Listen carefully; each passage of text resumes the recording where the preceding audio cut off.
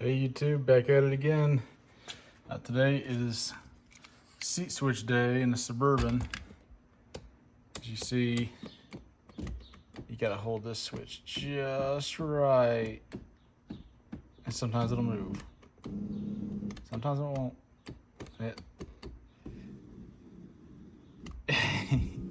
There we go. Anyway, it's kind of frustrating. The other side, the passenger side, was like completely broken. It wouldn't move at all. So I had to replace that one. But while I'm in it, I'm gonna go ahead and do this. Now I bought some used ones off eBay. Some guy, I don't know, said they were good. It was not. On the other side, so actually ended up taking the switch apart and cleaning it and putting it back together, and it worked. So I'm gonna walk through how to clean the switch out, how it works, and a quick way to clean it. But to get started, we're gonna take the screw out of the front, excuse me, the 7mm hex. The rest of it snap fit. It'll come loose. Bring it forward to clear here. Comes out here, and then the other thing that's kind of hard is you gotta pry this back, and you can find a clip in here. Take some pliers and pull it up, and it'll just come loose. The other thing here that I struggle with on the other side is this guy. I basically just pulled real hard until it came out, and then it gave me enough slack to get in here to get this switch removed. So I'm gonna go ahead and get started with that. Try to video as I go. We'll see how that goes. My instruments of destruction are, don't need my wallet, pair of pliers, just regular needle nose, a screwdriver, a nut driver, or 7mm nut driver, or socket on a stick, and either a new switch if you're replacing it, and some carburetor cleaner or some contact cleaner. That's what I used to clean out the other switch. All right, I wasn't able to get this on video. I just didn't have enough hands. I don't have a tripod set up here or anything. But yeah, basically what I said earlier is I got the screw out of the front. I popped these clips out back here to give just a little bit more play in here. And then once this is out, then you can actually pry this, excuse me. You actually pry this plastic back and get access to this little clip here with a pair of pliers. Lift it up, and it'll just kind of almost fall out. And then I'm going to take a screwdriver and pop the cover off of the switch.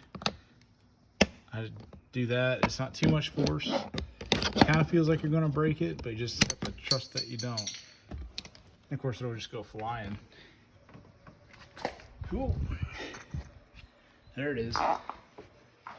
All those professional YouTubers always get their finger in the shot, right? That leaves this guy. Now this was a challenge on the other side. Not really sure how this is supposed to come out. I just give it a big tug. Comes out. Yay.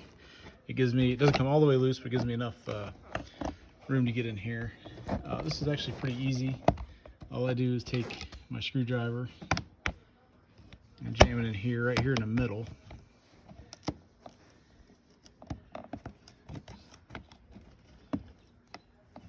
And then kind of pry this out on this side just a little bit, like so. It's loose, I think. I might need to do this with two hands. But anyways, I just pry this back just a little bit, just to get these tabs released. And it's the same story on the other side. And then once that's out, this connector will come right off. All right, it's out, it's in my hand. Just press this release on the connector. It'll come right out. There we go. Sorry. And then we're going to take this apart, take it over to the bench, and clean this out and see if we can fix it. All right, so I'm over to the bench now. Still don't have a tripod, so I'm going to be doing this a little bit one-handed.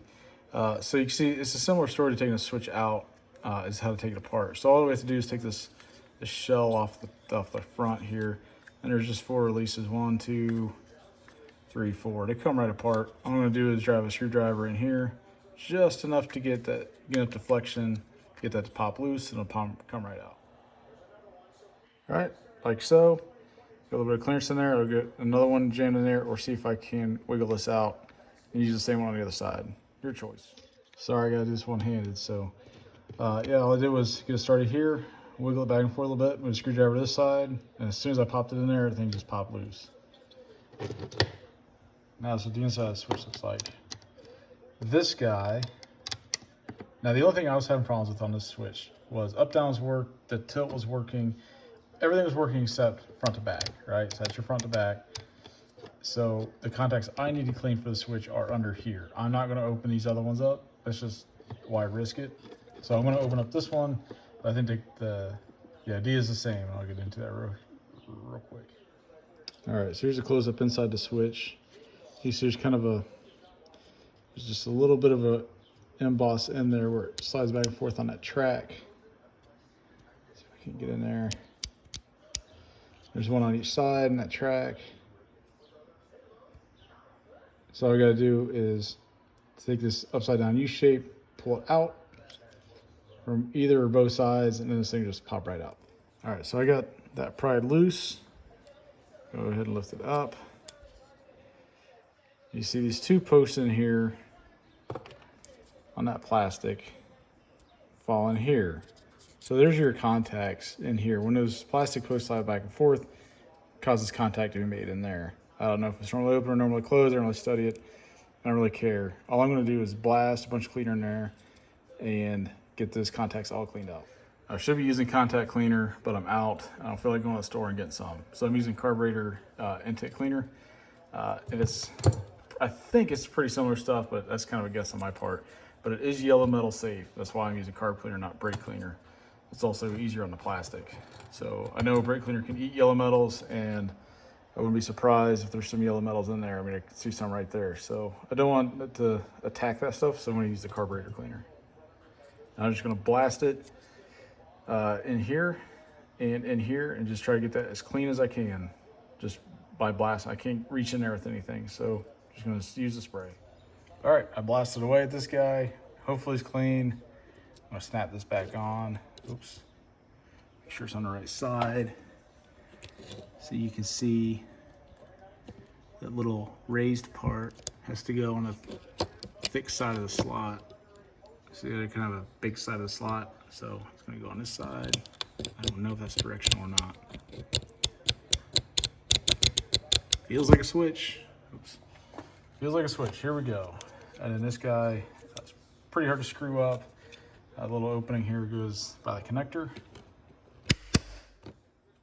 Done. Ship it. I'm gonna go ahead and blast everything. Because why not? Clean it out. Blow it off. Use proper PPE. Don't be like me and use bare hands carb cleaner. Please and thank you. Actually, while I'm at it, I think I'm going to clean off all this gunk. So, as I found, contact cleaner actually eats this outer shell plastic. Go figure. It doesn't seem to affect this plastic, so I think I'm okay there. But if I had to do this again, I would definitely use proper contact cleaner. I'm not going to go ahead, I'm not going to get this dust off of here because of the problem I had here with it. You see my fingerprint in there. So yeah, use proper cleaner. Fortunately, we don't have to put everything back together to test it, right? So we'll just connect it in there. Work it back and forth. Look at that.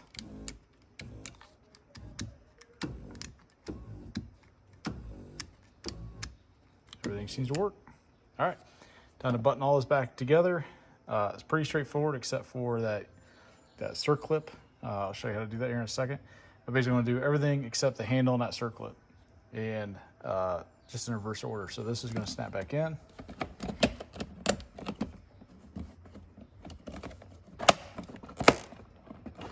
Boom.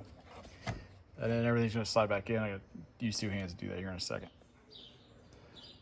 All right, so panels back in.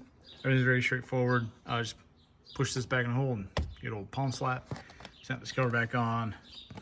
All the snap fittings seem to go in there. I mean, it's typical Chevy stuff right here, right? So, nothing tricky is this this guy and this clip. I'm gonna go over to the bench and pre-assemble the clip into this handle. All right, so the clip goes top down, right? So this is how it is, right? And handle in the car installed. And then this sure clip goes on here. This is the grip I found success with. Feel free to do whatever it is you need to do to get this back in here. All you gotta do is get this started in this, started in these grooves. And again, 2 hands, just like that. All right, there's the back of the car. I'm pointing to the back towards the front. It goes like that. So the clip is top down. Back in the car, line that up. One big old whap. And see, it works. I gotta push that back. There we go. That's all done. So, one last test.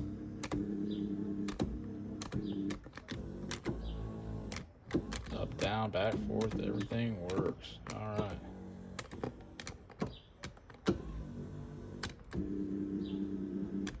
Cool. All right, so that's how to clean up the switch. Might save you some money from buying some of these eBay switches that are already bad. I don't know if I want to ship these back or if I want to deal with it. I think I only paid 15 bucks for the pair. So, moral of the story is either buy new switches or clean these out. But that's how to either replace it or take it out, clean it out, put it back in, and have it work. So, hey, good luck. Keep getting your hands dirty, keep wrenching.